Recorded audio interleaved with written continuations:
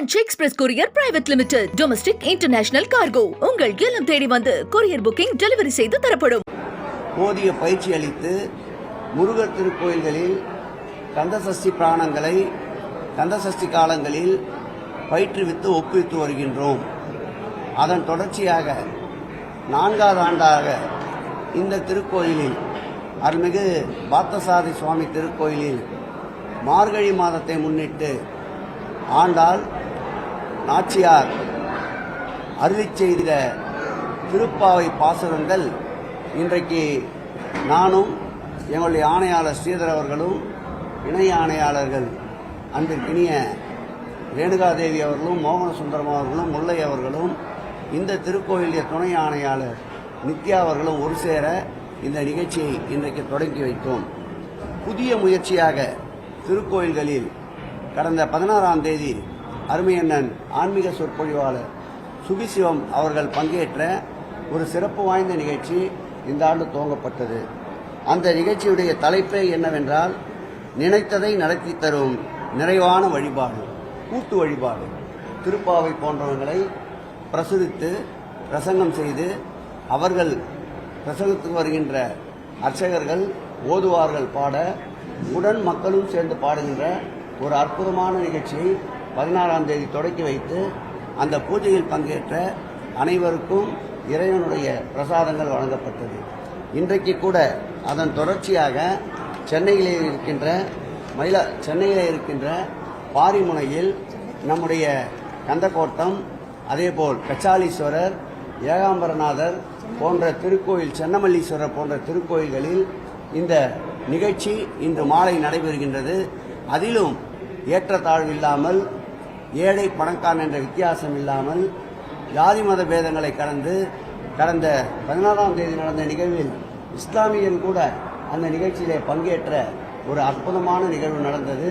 இது போன்ற எல்லோருக்கும் எல்லாம் என்ற அரசில் இறை வழிபாட்டிற்கு எப்படியெல்லாம் பக்தர்கள் மகிழ்ச்சி அடைவார்களோ அந்த வகையில் புதிய புதிய திட்டங்களை தீட்டி செயல்படுத்துவதற்கு ஊக்கமளித்து வருகின்ற எங்களுடைய மாண்புமிகு தமிழக முதலமைச்சர் அவர்களுக்கு துறையின் சார்பில் என்னுடைய நெஞ்சார்ந்த மகிழ்ச்சியான நன்றியை தெரிவித்துக் கொள்கிறேன். அதற்கு துணை புரிகின்ற மாண்புமிகு தமிழ்நாட்டினுடைய துணை முதலமைச்சர் அவர்களுக்கும் இதற்கு முழுவதுமாக உதவியாக இருக்கின்ற திட்டங்களை தீட்டி செயலாக்குவதில் முனைப்பு காட்டுகின்ற அன்பிற்கினிய துறையினுடைய செயலாளர் மணிவாசகம் அவர்களுக்கும், எங்கள் துறையினுடைய ஆணையாளர் அன்பிற்கினிய ஸ்ரீதர் அவர்களுக்கும், ஏனைய துறையினுடைய சார்ந்த அனைத்து அதிகாரிகளுக்கும், துறையினுடைய அமைச்சர் என்ற முறையில் நன்றியை, மகிழ்ச்சி கலந்த நன்றியை இந்த நல்ல தருணத்தில் தெரிவித்துக் கொள்கிறேன். கடந்த ஆண்டை விட இந்த ஆண்டு மிகவும் சிறப்பான ஏற்பாடுகள் நடைபெறும். சிறு சிறு பிரச்சனைகள் கடந்த ஆண்டு ஏற்பட்டிருந்தால் அதையும் கவனத்தில் எடுத்துக்கொண்டு இந்த ஆண்டு அவையும் முழுமையாக நிறைவேற்றி தரப்படும். அனைத்து கட்டணங்களும் இலவசமாக்கப்படும். சிறப்பு கட்டணம் வைகுண்ட ஏகாதசியை முன்னிட்டு ரத்து செய்யப்படும். சிறப்பு கட்டணம் என்பது பரமபாத வாசல், அதற்கு 1500 பேர்கள் அனுமதிக்கப்படுகிறார்கள். அது 500 ரூபாய் என்று டிக்கெட் போடப்படுகிறது. அதுவும் உபயதாரர்கள் போன்றவர்களுக்கு அந்த டிக்கெட்டுகள் விநியோகிக்கப்படும். அனைத்து வகையிலும் குடிநீர், அதேபோல் கழிவுநீர் வசதி, அதேபோல் பாதுகாக்கப்பட்ட கியூ வரிசையில் நிற்பவர்களுக்கு தட்டுப்பந்தல், கியூ வரிசையில் நிற்பவர்களுக்கு தன்றி, அதேபோல் 6 இடங்களில் மருத்துவ முகாம்கள், தீயணைப்பு வாகனங்கள்.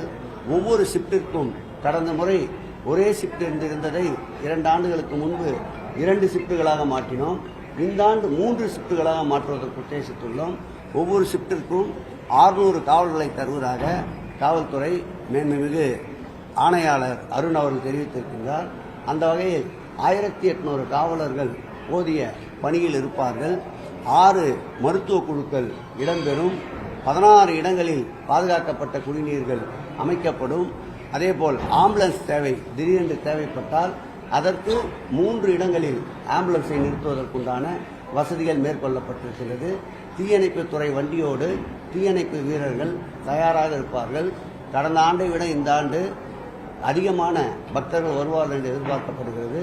1 லட்சத்துக்கும் மேற்பட்ட பக்தர்கள் வந்தாலும் அவர்களுக்கு உண்டான தரிசனத்தை காலையிலே ஆரம்பித்து இரவு 11 மணி வரையில் செயல்படுத்தப்படும். மாற்றுத்திறனாளிகள் 70 வயதிற்கு மேற்பட்டவர்களுக்கு சிறப்பு தரிசனத்திற்கு சிறப்பு நேரங்கள் ஒதுக்கப்படுகின்றது. மதியம் 2லிருந்து 4 வரையில், அதேபோல் காலையிலே 11லிருந்து 1 மணி வரையில் என்று சிறப்பு தரிசனம் மாற்றுத்திறனாளிகள் மூத்த குடிமக்களுக்கு தரிசன நேரம் ஒதுக்கீடு செய்யப்பட்டிருக்கின்றது. அப்படி வருபவர்களை அடையாளம் கண்டு அழைத்து சென்று தரிசனத்தை காட்டி பிரசாதம் வழங்குவதற்கு சிறப்பாக 4 ஈஓக்களை நியமித்திருக்கின்றனர். மக்களுக்காக, பக்தர்களுக்காக. முதலமைச்சர் அதே போல துணை முதலமைச்சருடைய தொகுதிகளில் அதிக வாக்குகள் நீக்கப்பட்டிருக்கு. மறுபுறம் எதிர்கட்சி தலைவர் அதே போல நயினார் நாகேந்திரன் அவர்களுடைய தொகுதிகளில் குறைவான வாக்காளர்கள் தான் நீக்கப்பட்டிருக்காங்க. எந்த காட்டுது? ஏன்னா அவங்க தொடர்ந்து அவங்க ஆதரிச்சாங்க. மறுபுறம் நம்ம விமர்சனம் செஞ்சு வச்சோம். எப்படி சார் பார்க்குறீங்க? முழுமையாக வாக்காளர் பட்டியல் நேற்று தான் வெளியிடப்பட்டிருக்கின்றது. திராவிட முன்னேற்ற கழகத்தை பொறுத்தளவில் ஆரம்பத்தில் இருந்த இந்த எஸ்ஐஆரை ஒருபுறம் அதில் இருக்கின்ற சிறு சிறு பிரச்சனைகளை களைய வேண்டும் என்று மாண்புமிகு முதலமைச்சர் அவர்கள் உறுதியாக நின்றார்.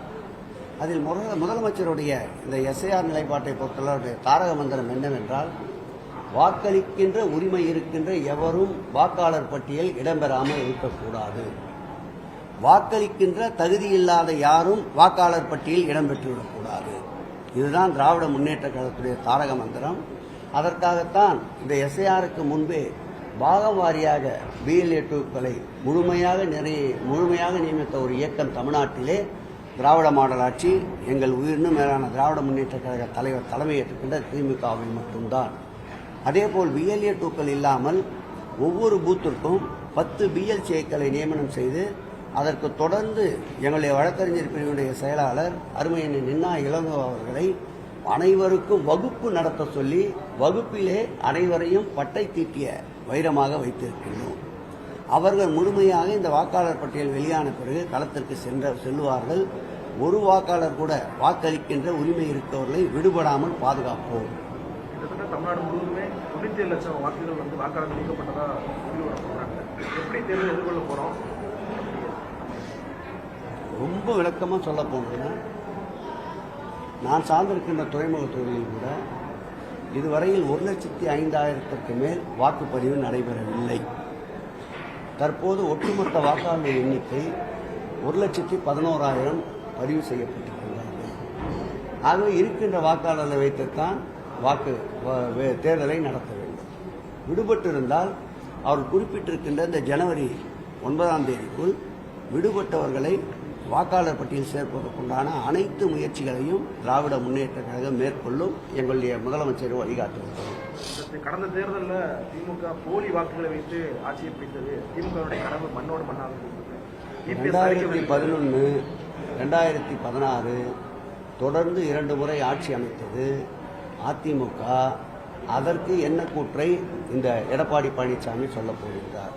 ஒரு கட்சியினுடைய தலைவர், ஒரு எதிர்கட்சியுடைய தலைவர் வார்த்தைகளை கொட்டுகின்ற போது அந்த வார்த்தைகளுக்கு தகுதியான கருத்துத்தானா என்பதை ஆராய வேண்டும்.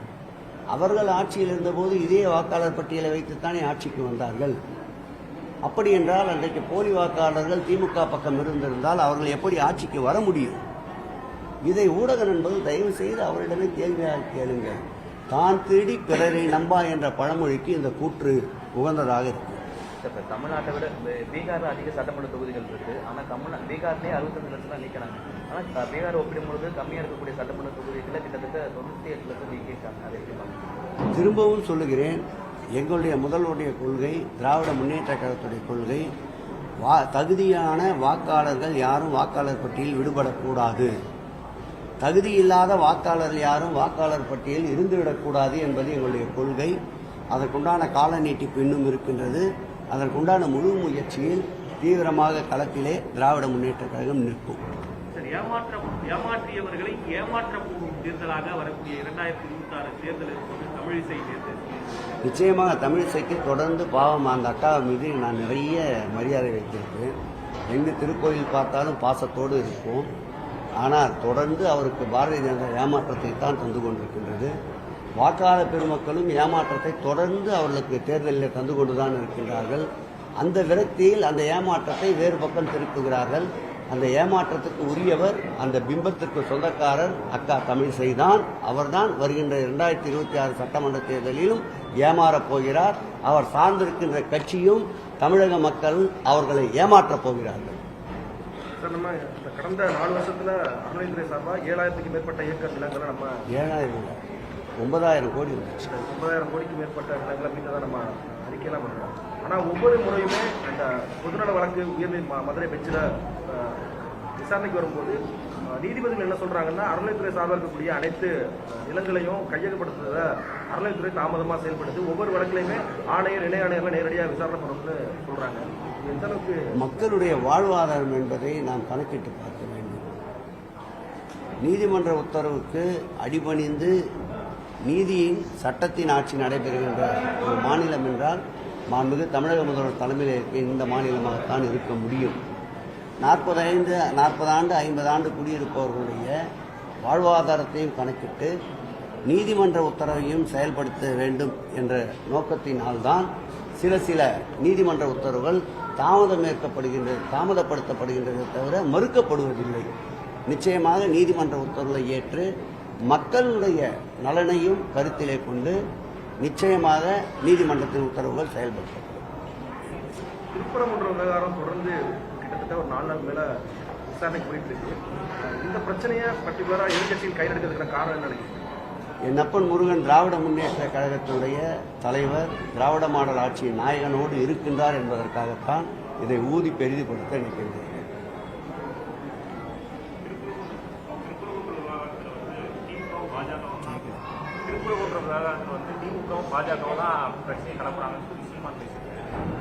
நீங்களும் அதே சொல்லுங்க, அதான உண்மை. பாரதிய ஜனதா திட்டமிட்டு இனத்தால், மதத்தால், மொழியால் மக்களை பிளவுபடுத்த வேண்டும் என்று நினைக்கின்றார்கள். இந்தியாவினுடைய இரும்பு மனிதன் என்று போற்றப்படுகின்ற வல்லபால் பட்டேலினுடைய உறுதியும் நெஞ்சுரமும் கொண்ட திராவிட மாடல் ஆட்சியின் நாயகன் எங்கள் முதல்வர் இருக்கின்ற வரையில் இந்த பிரிவினைவாதத்திற்கு இடம் தர மாட்டார் என்பது சீமான் அண்ணன் அவர்களுக்கும் தெரியும்.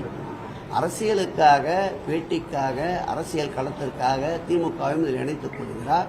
திமுகவை பொறுத்தளவில் எல்லோருக்கும் எல்லாமே நிலைப்பாட்டில் உறுதியாக இருக்கின்றோம். இனத்தால், மொழியால், மதத்தால் தமிழக மக்களை பிளவுபடுத்த எந்த சக்தி ஊடுருவினாலும் நான் ஏற்கனவே சொன்னது போல் இரும்பு கரம் கொண்டு மாண்புமிகு முதல்வர்கள் அடக்குவார்கள். நிறைய வந்துச்சு, மேலேயே போட போறீங்க. எந்த பர்டிகுலர் விவகாரம்? ஏற்கனவே முருகன் வேலோட சுத்தி பார்த்தாரு அண்ணன் எல் முருகன். என்ன ரிசல்ட் கிடைச்சது? இந்த ஆட்சியில் நடந்த போல் எந்த ஆட்சியும் நடக்கவில்லை. திருச்செந்தூரை போய் உதாரணமாக எடுத்துக்கொள்ளுங்கள். பழனி முருகன் திருக்கோயிலை போய் உதாரணமாக எடுத்துக்கொள்ளுங்கள். திருப்பரங்குன்றம் குடமுழுக்கை போய் ஒரு உதாரணமாக எடுத்துக்கொள்ளுங்கள். எந்த ஆட்சியில் அனைத்துலக முருகன் பக்தர் மாநாடு நடந்தது? 27 நாட்டை சார்ந்த முருக பக்தர் பங்கேற்றார்கள். லட்சக்கணக்கான மக்கள் 2 நாள் மாநாடு நடைபெற்றது. இந்த வரலாற்று சிறப்பு முருகன் புகழுக்கு புகழ் சேர்த்த ஆட்சி மாண்புமிகு தமிழக முதல்வர் ஆட்சி. நான் ஏற்கனவே சொன்னபோது கூட சொன்னேன், கந்த சஷ்டியில் ஒவ்வொரு முருகர் திருக்கோயிலிலும் 108 அரசு கலைக்கல்லூரியை சார்ந்த மாணவ செல்வங்கள், HRNC பள்ளிகளே படிக்கின்ற மாணவ செல்வங்களுக்கு கந்த சஷ்டியினுடைய வகுப்புகளை நடத்தி அவர்களையே முருகன் புகழை பாட வைத்த ஆட்சி இந்த ஆட்சி. முருகன் புகழுக்கு புகழ் சேர்க்கின்ற ஆட்சி இந்த ஆட்சி என்பதை முருகர் நன்றாக அறிந்திருக்கின்றார், உணர்ந்திருக்கின்றார், தெரிந்திருக்கின்றார். ஆகவே முருகக் கடல் எங்கள் முதல்வரோடு கைகோர்த்து கொண்டிருக்கின்றார். எந்த சக்தியாலும் முருகரை எங்களிடமிருந்து பிரிக்க முடியாது. Branch express courier private limited. Domestic international cargo. உங்கள் இல்லம் தேடி வந்து கொரியர் புக்கிங் டெலிவரி செய்து தரப்படும். என்றும் உங்களுடன் மை இந்தியா. முக்கிய செய்திகளை உடனுக்குடன் தெரிந்து கொள்ள சப்ஸ்கிரைப் பண்ணுங்க, பெல் பட்டனை பிரஸ் பண்ணுங்க. என்றும் உங்களுடன் மை இந்தியா.